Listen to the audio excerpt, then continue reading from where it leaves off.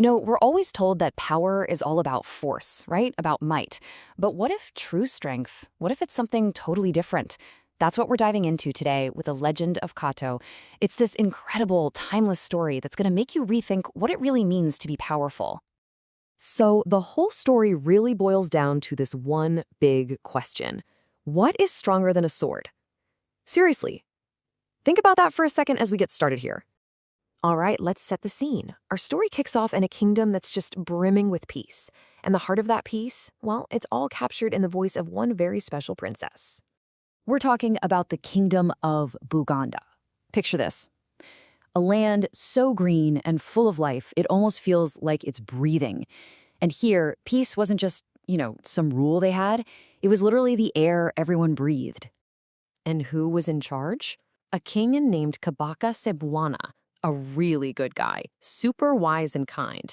Everybody respected him because he was just so fair and a great leader.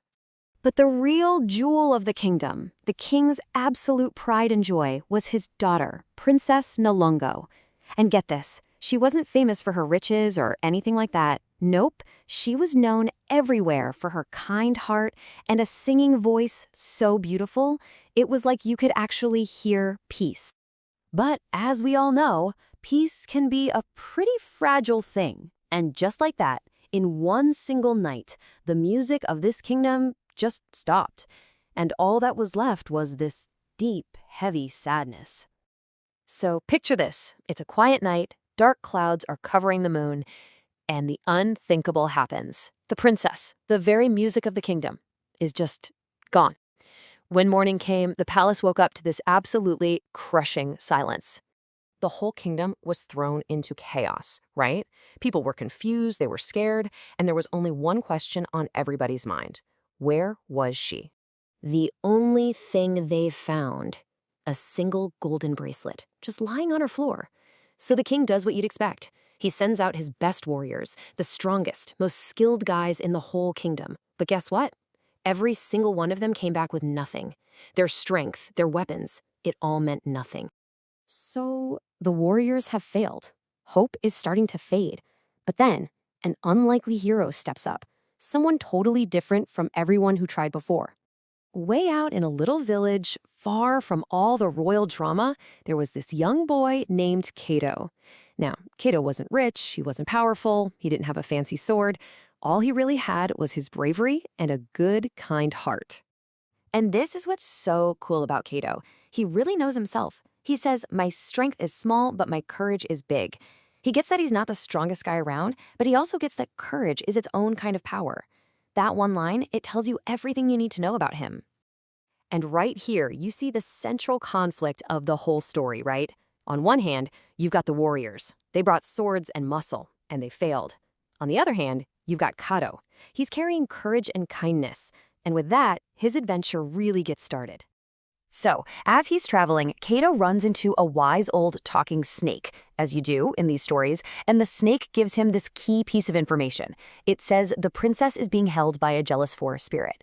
But listen to this. The snake warns him that the only way to get to her isn't with strength, but with a pure heart. In this forest, being angry or afraid, that's actually a weakness. Okay, so now Kato knows the deal. He's reached the big moment, the climax of his journey. He's about to confront the forest spirit, and it's not going to be a test of muscle. It's going to be a test of the heart. So Kato finds the spirit's cave. It's all glowing and spooky, and he does something nobody would expect. He doesn't pull out a weapon. He doesn't yell. He just kneels down. He shows total respect to this powerful spirit. And then he speaks. He says, "I have not come with weapons. I came with truth and courage." He's making it crystal clear that he's not there to fight. The only things he brought with him are his own character. He's not there to conquer. He's there to talk. And you know what? Faced with that kind of honesty and respect, the spirit's anger just melts away. Kato's pure heart did what no sword could ever do. It disarmed the spirit completely. The spirit tells him, "You have passed the test of the heart." Just amazing. So the princess is free, and peace finally returns to the kingdom. But the story doesn't just end there. It's not just about the rescue. It's about what everyone learned and what a real hero's reward looks like. The king is, of course, overjoyed. He offers Cato anything he wants: gold, land, you name it. But Cato's response just shows you who he is. He doesn't ask for anything for himself. Instead, he asks for an education so he can help his own people. Wow. And the princess, she gets it too. She says something so wise. True heroes are not those who fight, but those who bring peace. She sees that being a hero isn't about how good you are at fighting a war. It's about how good you are at making peace. So, what are the big takeaways from the legend of Cato? Well, first, that courage is way more about your inner strength than your outer strength. Second, that having a pure heart can get you through doors that brute force can't even dent. And maybe the biggest lesson of all, that humility isn't weakness. It is, in fact, a powerful winning strategy. And that brings us right back to you. This ancient story leaves us with a very modern question to think about. In your own life, maybe at work or with your family, when has being humble, instead of being aggressive, gotten you a win? A victory that just flexing your muscles never could have? It's a really good question to chew on.